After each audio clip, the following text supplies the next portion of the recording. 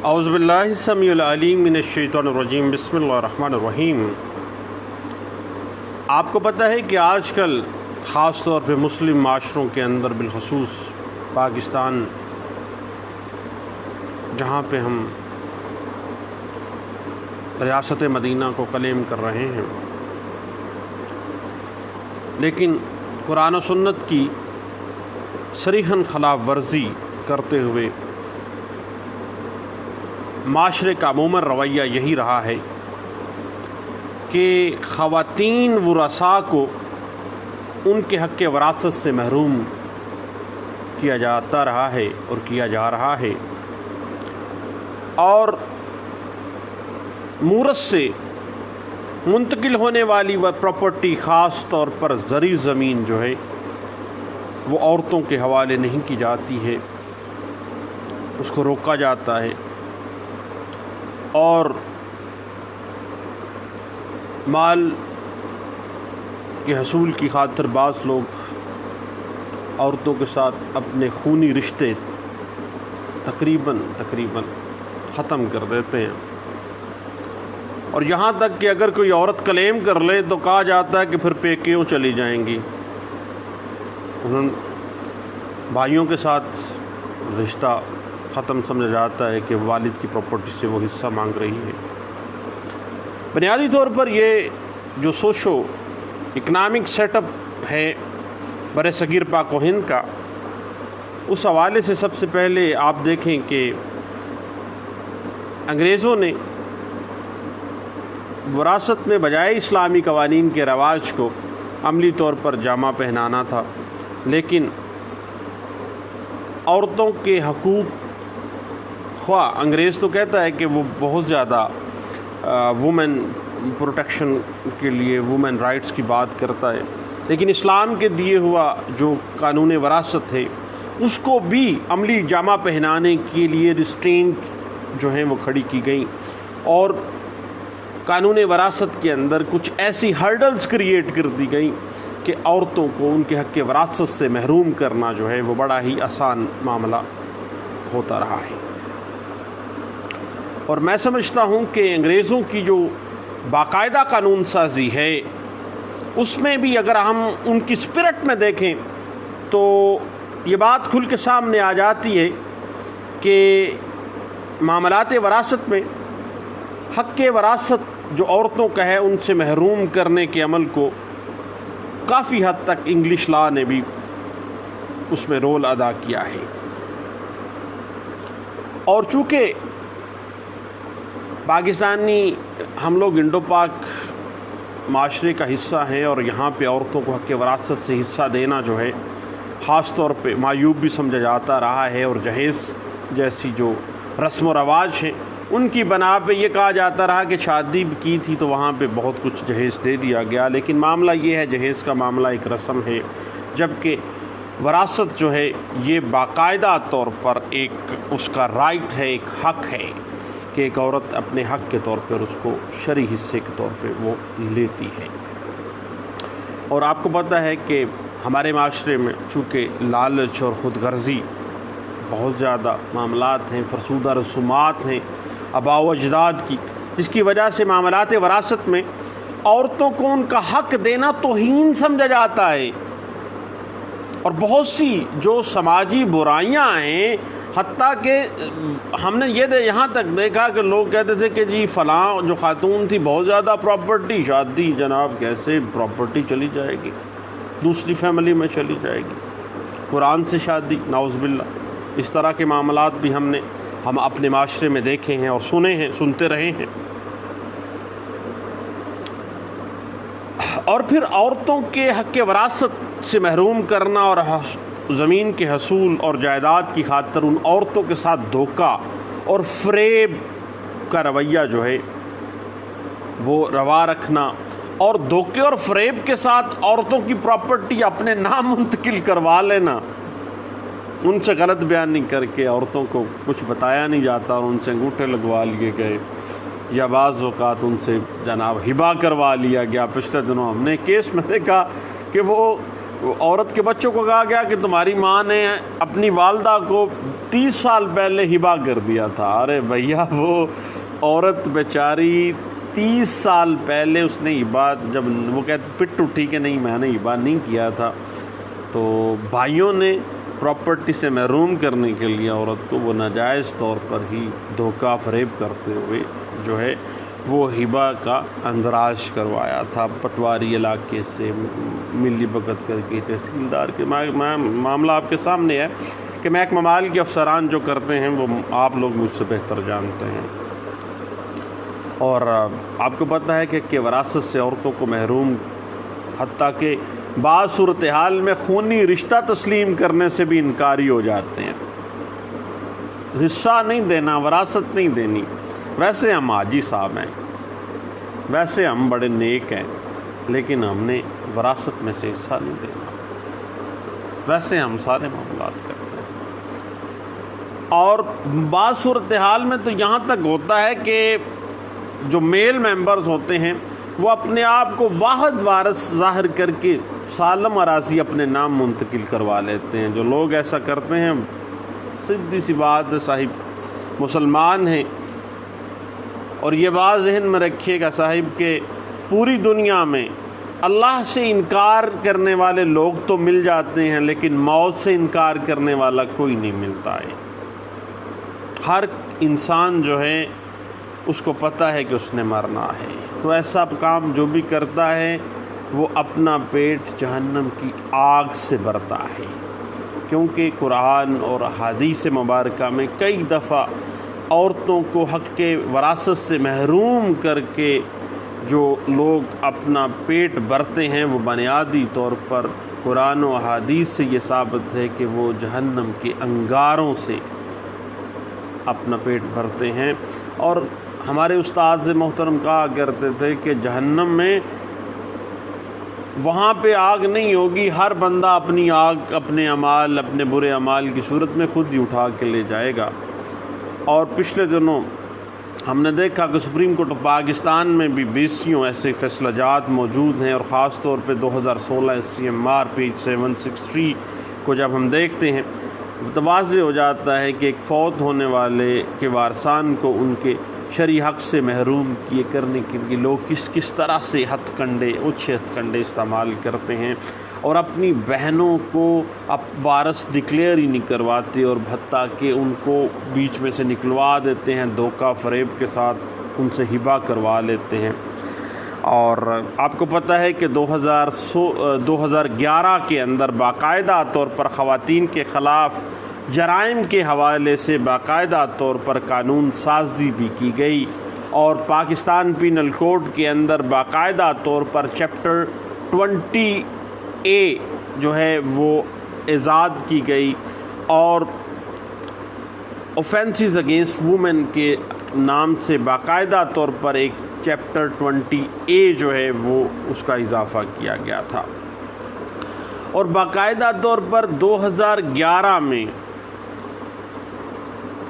عورتوں کے خلاف جو جرائم کیے جاتے ہیں، خاص طور پر ان کی پراپرٹی سے ان کو محروم کرنے کے حوالے سے، اس حوالے سے بھی باقاعدہ طور پر 498A پاکستان پینل کوڈ 1860 باقاعدہ طور پر جو ہے وہ شامل کیا گیا۔ اور خواتین دشمن روایات کو روکنے کے لیے باقاعدہ طور پر 2011 میں ایک ایکٹ پاس کیا گیا، جس کی روح سے قانون کی خلاف ورزی کرنے والے کو آپ کو پتہ ہے کہ جرمانہ بھی اور سزائیں بھی دی گئی تھیں۔ اور سپریم کورٹ آف پاکستان نے ایک land mark judgment Ghulam Ali versus Ghulam Sarwar Naqvi جو کیس تھا، مشہور مقدمہ جو کہ PLD 1996 Supreme court of Pakistan page 1 میں رپورٹڈ ہے، اس میں باقاعدہ طور پر یہ بات واضح کی تھی، اور 2016 CMR پیج 363 میں اس بات کو باقاعدہ طور پر دوبارہ انٹرپریٹ کر دیا گیا کہ عورتوں کو وراثتی جائیداد سے محروم کرنے کی ممانعت کی گئی ہے، اور جو کوئی مکر و فریب سے، دھوکہ دہی کے ساتھ یا غیر قانونی ذرائع سے کسی عورت کو کسی پراپرٹی کوئی بھی منقولہ یا غیر منقولہ جائیداد سے اس کی وراثت کے کھلنے کے وقت محروم کرتا ہے تو اسے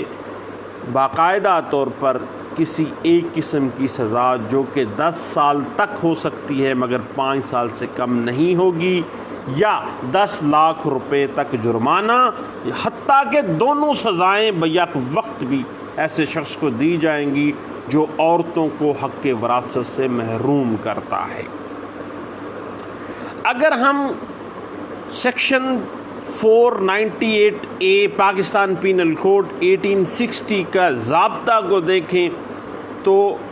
عورتوں کو وراثتی جائیداد سے محروم کرنے سے ضمانت کے لیے جو ضابطہ ہے وہ یہ ہے کہ بلا وارنٹ گرفتاری نہیں ہوگی، وارنٹ باقاعدہ طور پر جاری کیے جائیں گے، اور 498A جو ہے یہ ناقابل ضمانت ہوگا، ناقابل راضی نامہ ہوگا، اس میں راضی نامہ بھی نہیں ہو سکے گا، اور اس کا جو ٹرائل ہے وہ سیشن کورٹ جو ہے، سیشن جج جو ہے، ایڈیشنل سیشن جج بھی ہو سکتا ہے، ایکولنس ہے، وہ بھی اس کی ہیئرنگ جو ہے ٹرائل کی کر سکتے ہیں۔ سزا کا جہاں تک تعلق ہے تو قید 10 سال لیکن 5 سال سے کم نہیں ہے، یا 10 لاکھ روپے جرمانہ، یا دونوں سزائیں بھی دی جا سکتی ہیں، اور سیشن جج جو ہے وہ باقاعدہ طور پر اس کی ہیئرنگ کر لے گا۔ اس حوالے سے پہلی چیز جو ہے وہ یہ ہے کہ کوئی جو بائی ہے زمین پر قبضے، جسے قانون کی زبان میں ہم ایڈورس پوزیشن کہتے ہیں، ایڈورس پوزیشن ہم کہتے ہیں، اسے اپنی بہن کے خلاف قانونی جواز کے طور پر پیش نہیں کر سکتا کہ بھائی قبضہ میرا ہے، میری بہن دا نہیں، تو پھر میں مالک ہوں۔ معاملہ یہ ہے کہ وراثت میں منتقل ہونے والے جائیداد پر کسی ایک وارث کا قبضہ کو ایک کو شیئرر کا قبضہ تمام کو شیئررز کے قبضے کو کفایت کر جاتا ہے۔ ترکے کی جائیداد جو ہے اس کے ایک بندے کا قبضہ، ایک وارث کا قبضہ تمام ورثاء کا قبضہ تصور کیا جاتا ہے، اور جن ورثاء کے پاس حقیقی قبضہ نہیں ہے ان کے بارے میں سمجھا جائے گا کہ وہ کنسٹرکٹیو پوزیشن رکھتے ہیں، اور جو قابض ہے وہ کبھی بھی ایڈورس پوزیشن کی پلی نہیں لے سکتا ایسی صورتحال میں۔ چنانچہ بھائی موسٹلی مقدمات میں ایسے ہوتا ہے کہ بھائی کہتے ہیں کہ جی ایڈورس پوزیشن کی پلی لیتے ہیں کہ قبضہ محالفانہ، کہ جی بہن کا تو قبضہ ہی نہیں ہے پراپرٹی پر، ملکیت کی ماں تو قبضہ ہوتی ہے۔ بھیا ایسے نہیں ہے، بھائیوں کے قبضے میں جائیداد بہنوں کے قبضے میں ہی سمجھی جاتی ہے، کیونکہ یہ وراثت کی پراپرٹی ہے، اور کو شیئرر، ہر کو شیئرر جو ہے، ہر جو وارث ہے وہ اس کا قبضہ تصور کیا جائے گا۔ دوسری بات صاحب اس طرح سے ہے کہ ریاستی ادارے جو ہیں یا عدالتیں ہیں وہ خواتین کے حق وراثت کو تسلیم اور نافذ کرتی ہیں، یا کہ پبلک پالیسی اس کو رکھا گیا ہے، اسٹیٹ اس کو پبلک پالیسی کے طور پہ پرملگیٹ کرنا چاہتی ہے۔ چونکہ ہم پاکستان میں رہتے ہیں اور اسلام ہمارا سرکاری مذہب ہے، اور اسلام بھی عورتوں کو حق وراثت دیتا ہے اور حق وراثت کو سیف گارڈ فراہم کرتا ہے، اور پاکستان کے اندر خواتین کو حق وراثت سے محروم کرنا جو ہے وہ پبلک پالیسی کے خلاف ہے۔ چنانچہ اگر کوئی عورت اپنی مرضی سے بھی اپنا حق چھوڑ دیتی ہے، بعض صورتحال میں عورت کو اتنا زیادہ مجبور کیا جاتا ہے کہ وہ دستبردار ہو جاتی ہے اپنی پراپرٹی سے، اور اس سے دستبردار نامہ لکھوا لیا جاتا ہے، سائن کروا لیا جاتا ہے، تو ایسا جو دستبرداری ہے، ایسی تو دستبرداری ہے عورت کی اپنے بھائیوں کے حق میں، اپنے میل ممبرز کے حق میں کہ میں دستبردار ہوتی ہوں اس وراثت سے، تو ایسی جو ڈاکومنٹ ہے چونکہ وہ پبلک پالیسی کے خلاف ہے، اس وجہ سے ایسا ڈاکومنٹ وائڈ ڈاکومنٹ ہوگا، باطل ہوگا، قانون میں ان دا آئی آف لا اس کی کوئی حیثیت صاحب نہیں ہوگی۔ اس کے بعد صاحب آپ کو پتہ ہے کہ معاملہ بات چلی جاتی ہے آگے تھوڑی سی کہ ہمارے دین اسلام کے اندر خواتین بالخصوص جو قریبی رشتہ دار ہیں جیسے بیٹیاں، بہنیں، بیویاں، مائیں، ان کے بارے میں دین اسلام جو ہے وہ حسن سلوک چاہتا ہے، حسن سلوک کرنے کا حکم دیتا ہے۔ اور اللہ کے نبی صلی اللہ علیہ وسلم نے حجۃ الوداع کا جو خطبہ ہے اس میں باقاعدہ طور پر عورتوں کے حقوق کے بارے میں بہت زیادہ حد تک تلقین کی تھی۔ تو یاد رکھیے گا کہ اگر ہم پاکستانی قوانین کی اسپرٹ کو دیکھیں، اسلام کے احکامات کی اسپرٹ کو دیکھیں، تو صاحب عورتوں کے جو حقوق ہیں، جو حق وراثت ہیں، وہ وراثت قائم ہونے پہ خود بخود نافذ ہو جاتے ہیں۔ اور اسی وجہ سے کسی بھائی کا یہ کہنا کہ اس کی بہن اپنے حق وراثت سے دستبردار ہو گئی ہے اس کے حق میں، وہ کہتی تھی تیرے نکے نکے نیانے نے تو ساری پراپرٹی تو اپنے پاس رکھ لے، تو جناب اس کو جناب اس کے اوپر وائی بیجی کار، اس پہ وزارت کر۔ ایسی دستبرداری جو ہے وہ نہ ہی پاکستان کے قانون کے اعتبار سے ان دا آئی آف لا کوئی اہمیت رکھتی ہے، نہ ہی دین اسلام کے نزدیک کسی قسم کا کوئی۔ اور یہ بات ذہن میں رکھیے گا کہ ایسی دستبرداری نہ صرف غیر قانونی ہے بلکہ غیر اخلاقی ہے، اخلاقیات کی آخری حد ہے۔ اور کسی عورت سے چاہے اپنا حصہ وارث کو بعض اوقات گفٹ کروا لیا جاتا ہے، حتیٰ کہ بعض اوقات بے کروا لیا جاتا ہے، فرضی بے،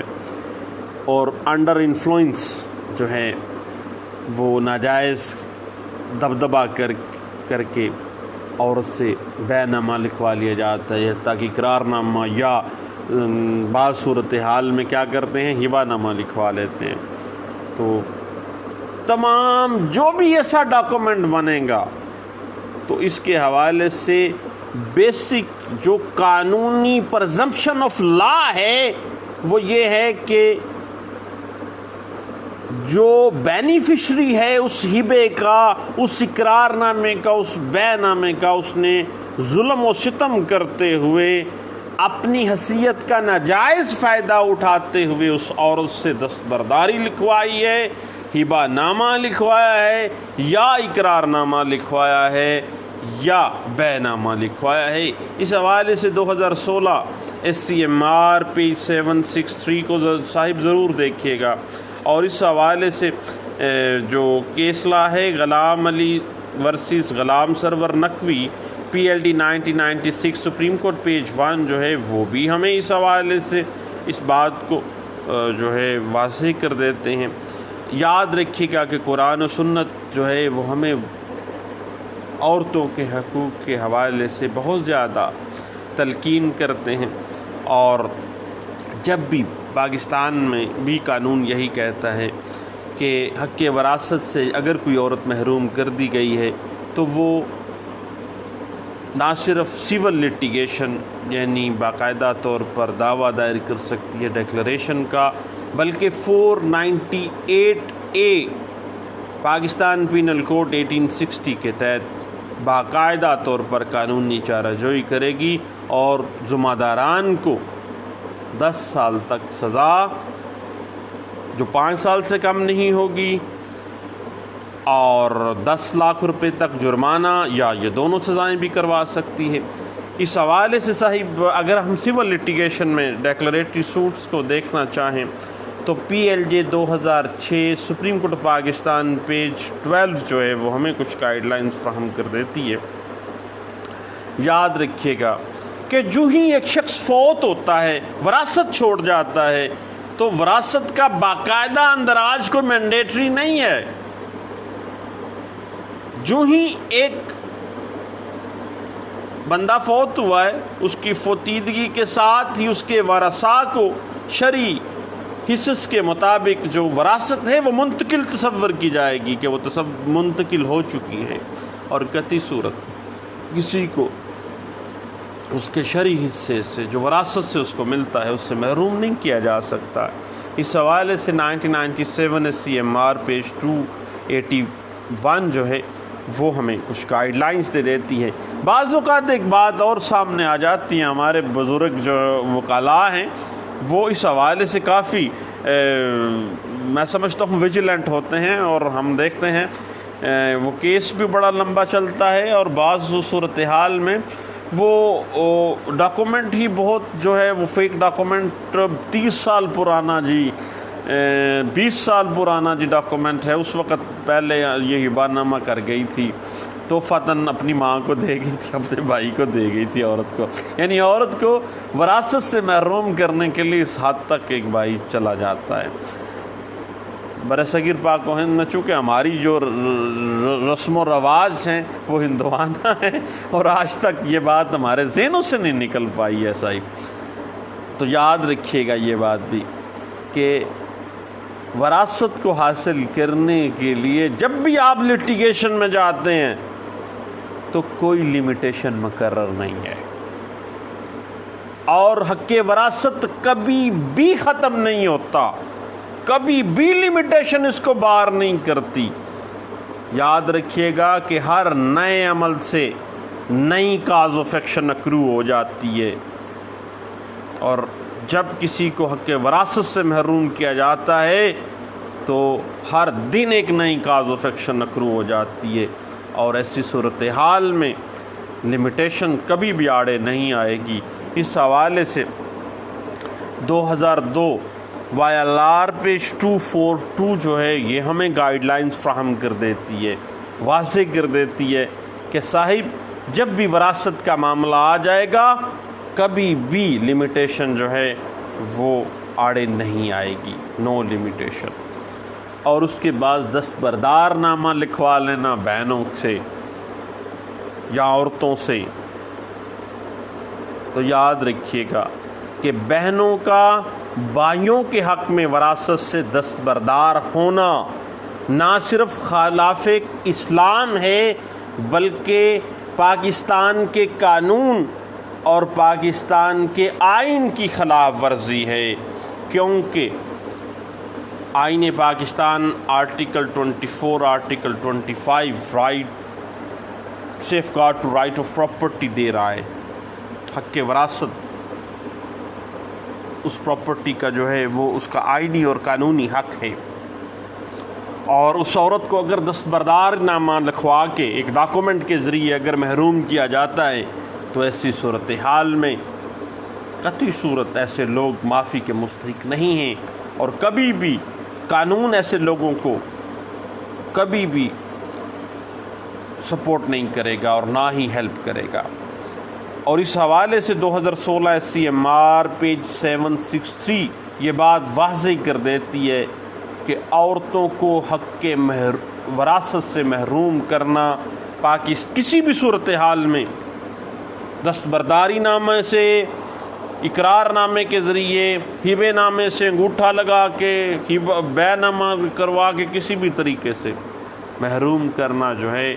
وہ قانوناً بھی جرم ہے، اخلاقاً بھی جرم ہے، دین کے اندر بھی جرم ہے، شریعت محمدی میں جرم ہے،